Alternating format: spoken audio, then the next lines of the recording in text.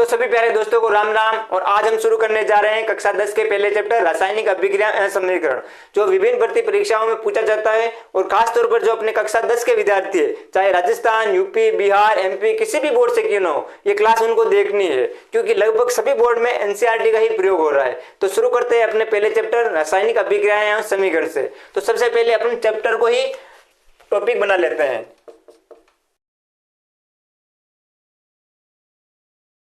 रासायनिक अभिक्रिया, जब दो या दो से अधिक पदार्थ आपस में मिलकर नए गुणधर्म वाले पदार्थ का निर्माण करते हैं, इसे हम बोलते हैं रासायनिक अभिक्रिया। तो चलो इसका एक उदाहरण लेते हैं। जैसे अपन चाय बनाते हैं, तो चाय में किस किस पदार्थ का प्रयोग करते हैं? दूध लेते हैं प्लस चाय पत्ती प्लस शक्कर, इसमें मसाला भी डाल सकते हैं, अदरक इलायची भी डाल सकते हैं, लेकिन अभी मेरे खुद के लिए पीने के लिए नहीं बनानी है, तो सिंपल से चाय बना लेते हैं अभी उदाहरण के लिए। तो ये चाय बन गई अपनी, ठीक है। जब दो या दो से अधिक पदार्थ आपस में अभिक्रिया कर नए गुणधर्म वाले पदार्थ का निर्माण करते हैं, इसे हम बोलते हैं रासायनिक अभिक्रिया। एक उदाहरण और लेते हैं। दूध प्लस इसमें कुछ खट्टा पदार्थ डालते हैं, जैसे छाछ डालते हैं, तो कुछ समय बाद दही बन जाता है। और लेते हैं उदाहरण, जैसे जल का निर्माण कैसे होता है? Hydrogen gas plus oxygen gas मिलकर क्या बनाता है? जल, H2O। एक उदाहरण और लेते हैं, जैसे मैग्नीशियम का दहन करते हैं। दहन का मतलब जलाना। यह बात याद रखनी है कि अगर किसी भी पदार्थ को जलाते हैं तो समझ लो ऑक्सीजन की उपस्थिति में जलाते हैं। जैसे अपन मैग्नीशियम रिबन को जलाते हैं, मैग्नीशियम को जलाते हैं, तो जलाएंगे मतलब दहन करेंगे, तो मतलब ऑक्सीजन गैस होगी, तो क्या बनेगा? Magnesium oxide. इसका एग्जाम्पल अपनी बुक में भी है, तो चलो सबसे पहले इसका एक एग्जाम्पल ले लेते हैं, मतलब इसका एक्सपेरिमेंट करते हैं।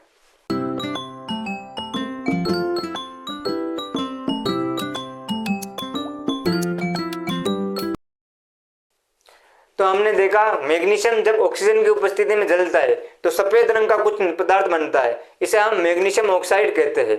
तो अब हम देखते हैं अगले टॉपिक में कि रासायनिक अभिक्रिया हो रही है या नहीं हो रही है, इसके बारे में हम पता कैसे करेंगे, तो इसके बारे में जान लेते हैं। रासायनिक अभिक्रिया होने की शर्तें।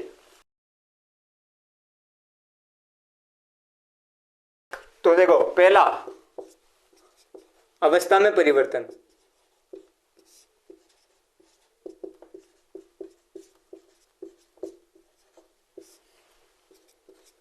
दूसरा रंग में परिवर्तन,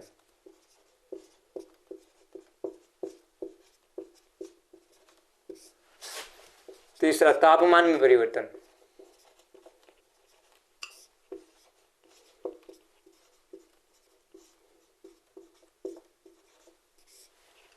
चौथा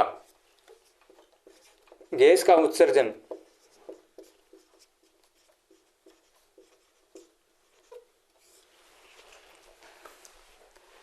अगर किसी अभिक्रिया में अवस्था में परिवर्तन, रंग में परिवर्तन, ताप में परिवर्तन, गैस का उत्सर्जन हो रहा हो, तो समझ लो रासायनिक अभिक्रिया हो रही है। अगला टॉपिक अपना अभिकारक एवं उत्पाद। अभिकारक किसे कहते हैं? जो रासायनिक अभिक्रिया में भाग लेता है उसे अभिकारक कहते हैं। उत्पाद जो अभिकारकों के द्वारा जिसका निर्माण होता है उसे उत्पाद कहते हैं। एग्जाम्पल के लिए लेते हैं, जैसे A प्लस B, ये मिलकर AB बनाता है। जो अभिक्रिया में भाग ले रहा है उसे हम बोलते हैं अभिकारक, और अभिकारक मिलकर जो नया पदार्थ बना रहा है उसे हम बोलते हैं उत्पाद। जैसे hydrogen gas plus oxygen gas मिलकर जल बनाता है, H2O बनाता है, तो ये हो गया अभिकारक।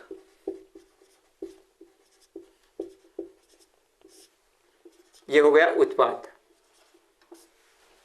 ये अपना हो गया अभिकारक और उत्पाद। अगला टॉपिक देखते हैं, रासायनिक समीकरण किसे कहते हैं? रासायनिक समीकरण, कोई रासायनिक अभिक्रिया हो रही है, उसे अगर अपन प्रतीकों या चिन्हों के रूप में लिखते हैं, इसे हम बोलते हैं रासायनिक समीकरण। जैसे मैग्नीशियम को जलाया था अपन ने ऑक्सीजन की उपस्थिति में,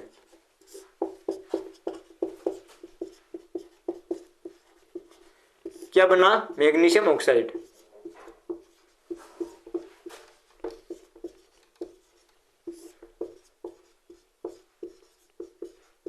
मैग्नीशियम ऑक्साइड।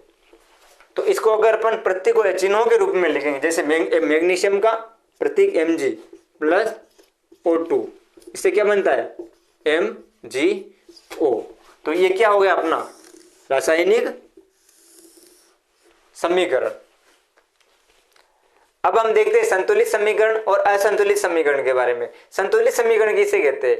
जब किसी रासायनिक अभिक्रिया में अभिकारकों व उत्पादों में तत्वों की संख्या अगर समान है तो संतुलित समीकरण कहते हैं। अगर तत्वों की संख्या समान नहीं है तो असंतुलित समीकरण। असंतुलित समीकरण को कंकाली समीकरण भी कहते हैं। तो चलो इसका एक एक उदाहरण लेकर देखते हैं।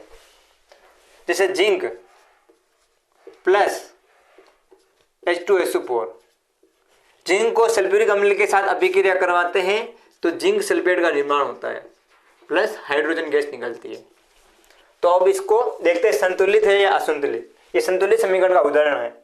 तो इसमें देखो अभिकारक में और उत्पाद में तत्वों की संख्या देखनी है। इधर जिंक कितने? 1 है।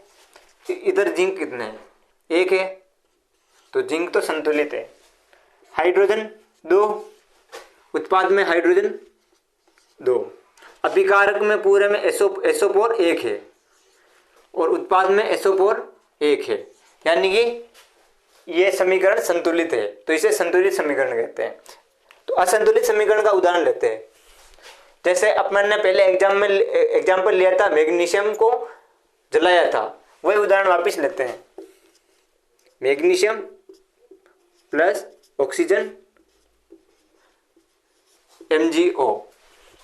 अब देखते हैं अभिकारक में मैग्नीशियम कितने? Mg 1 है। उत्पाद में Mg कितने हैं? 1 है। मैग्नीशियम तो संतुलित है। ऑक्सीजन देखते हैं। इधर अभिकारक में 2 है, उत्पाद में 1 है। इधर 2 इधर 1, मतलब संतुलित नहीं है, असंतुलित है। तो अगला टॉपिक है अपना द्रव्यमान संरक्षण का नियम। द्रव्यमान संरक्षण का नियम कहता है किसी रासायनिक अभिक्रिया में द्रव्यमान को न तो उत्पन्न किया जा सकता है और न ही नष्ट किया जा सकता है। यानी किसी रासायनिक अभिक्रिया में अभिकारक व उत्पाद में परमाणु संख्या समान होनी चाहिए, मतलब समीकरण संतुलित होनी चाहिए। अगर समीकरण संतुलित नहीं होती है तो उसको हम संतुलित करते हैं, और जिस विधि से संतुलित करते हैं उस विधि को ही कहते हैं हीट एंड ट्रायल विधि, और हिंदी में इसे कहते हैं अनुमान विधि। तो अब हम देखते हैं समीकरण को संतुलित करना सीखेंगे।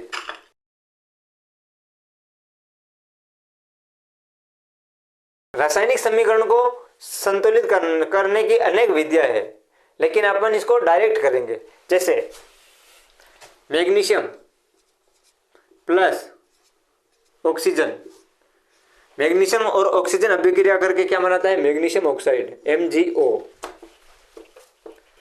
तो देखो अपन देख लेते हैं। सबसे पहले क्या करेंगे कि अभिकारक और उत्पाद में से ऐसे तत्वों को ढूंढेंगे जिसकी संख्या ज्यादा हो। तो अपन देखते हैं ऑक्सीजन 2 है, इधर कितने? 1 है। मैग्नीशियम देखते हैं। मैग्नीशियम इधर 1 इधर 1, मैग्नीशियम तो संतुलित है। ऑक्सीजन अभिकारक में 2 और उत्पाद में 1, तो क्या करेंगे? इधर भी 2 लगा देंगे। नियम हमेशा याद रखना कि जो भी संख्या लगाएंगे आगे लगाएंगे, पीछे नहीं लगानी। तो मतलब मैग्नीशियम 2, आगे 2 लगाए, मतलब 2 इससे भी गुणा होगा और इससे भी। तो मैग्नीशियम का 2, ऑक्सीजन का भी 2। अब देखो इधर ऑक्सीजन का 2 हो गया, ऑक्सीजन का 2 हो गया। अब देखो इधर मैग्नीशियम का 1 है, इधर कितने? 2 है। तो क्या करेंगे? इधर भी 2 लगाएंगे। संख्या हमेशा आगे लगाएंगे। एक और उदाहरण लेते हैं। जैसे हाइड्रोजन प्लस ऑक्सीजन मिलकर क्या बनाते हैं? H2O। अब देखते हैं हाइड्रोजन के अभिकारक में, देखते हैं हाइड्रोजन कितने? 2, इधर कितने हैं? 2। तो ये संतुलित है। अभिकारक में देखते हैं ऑक्सीजन, इधर 2 है, इधर 1 है। तो क्या करेंगे? आगे 2 लगाएंगे, मतलब इससे 2 से गुणा करेंगे तो 2 ऑक्सीजन 2 ऑक्सीजन। अब हाइड्रोजन देखते हैं। हाइड्रोजन इधर 2, इधर कितना है? 2 से गुणा होगा, 2 दूनी 4। तो क्या करेंगे? इधर भी 4 करने के लिए किससे गुणा करेंगे? 2 से, तो 2 दूनी 4। ये संतुलित हो गई। एक और देखते हैं कि आयरन प्लस जल Fe3O4 प्लस हाइड्रोजन गैस बाहर निकलती है। अब देखते हैं, सबसे ज्यादा ऑक्सीजन के 4 है, तो सबसे पहले देखते हैं अभिकारक में ऑक्सीजन कितने हैं, 1 है, इधर कितने हैं, 4 है, तो इधर ऑक्सीजन को 4 करने के लिए कितने का गुणा करेंगे, 4 का गुणा करेंगे, तो 4 का गुणा करेंगे। अब देखो हाइड्रोजन 4 दूनी 8, इधर 2 हो गए, तो इसको भी 8 करने के लिए किससे गुणा करेंगे, 4 से करेंगे, तो 4 हो गया। अब देखो आयरन इधर 1 है, Fe इधर 1 है, इधर 3 है, तो किससे गुणा करेंगे कि इधर भी 3 हो जाएगा, 3 से, तो 3। वापिस देख लेते हैं, अभिकारक में Fe कितने हैं, 3 है, इधर कितने हैं, 3 है, तो Fe संतुलित हो गया। हाइड्रोजन देखते हैं, अभिकारक में कितने, 2 है, 4 दूनी 8, इधर 4 दूनी 8, तो हाइड्रोजन भी संतुलित हो गया। ऑक्सीजन देखते हैं, 4 एकम 4, इधर 4, तो ये समीकरण संतुलित हो गई। तो आज के लिए इतना ही। अगली क्लास में हम पढ़ेंगे रासायनिक अभिक्रियाओं के प्रकार के बारे में। तो सभी को धन्यवाद।